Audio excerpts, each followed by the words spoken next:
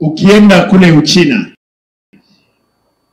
if you go to China, there is a city called Shanghai, not Shanghai, Shanghai. No, not Shanghai. There is one of the cities. It's known for technology, period. And the people fly over the city in ndege peke yake.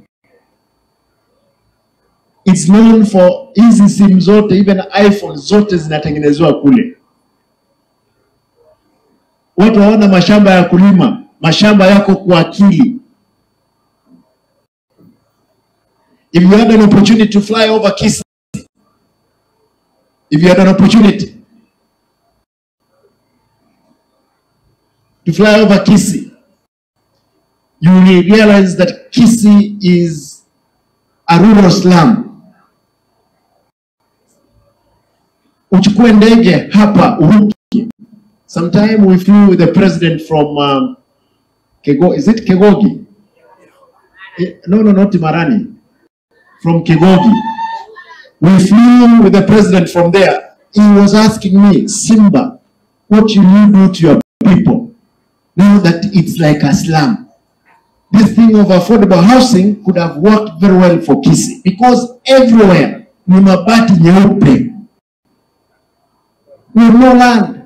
In another few years, I don't know what will be happening. We may be receiving relief food if we are not careful. Therefore, the only land which has remained is in our brains. And for you young people, I want to make a request. Take it serious for every opportunity you have been given. The opportunity you have given you here, opportunity that your parents have given you here. Last time in our graduation, I just indicated, most of you may be knowing my story.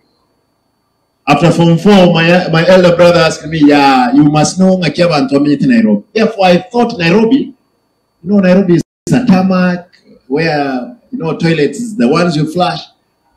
I ended up in Niruta satellite where there was no road, there is no toilets, there are only beach latrines, and when the rains are much as at the moment, the maggots ziko hapa nje ya mlango. I started selling sukuma wiki before I joined college. And even after college, because I did not have anybody, I did not have a godfather, I had to go back selling sukuma wiki. There is no market in Nairobi, I don't know. If it's Marikiti, Retail, Ngara, Kikomba, Wangige, where you get the best eggs from, Kawangware, Toy. Those are the markets that I know them as a pack of my hand. Save for you that your parents have gotten a chance to bring you to a center. Take it serious.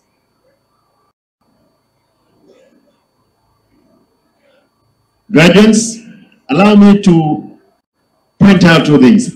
For the county officials, it's unfortunate that even for those ones at ICT center, you cannot come up with a solution.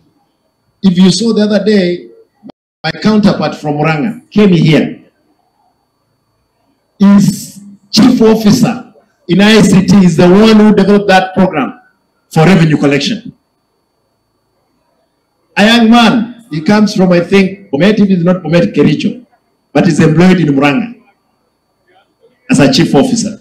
He's the one who came up with the revenue collection system, all solution. Hapa nikiuliza director wa ICT yuko hapa. Nimeona yeye ni kwaya hapa, ndio kwaya masa kuja hapa. Wewe na mkubwa wako, you are the deputy director. Yes, wewe na mkubwa wako.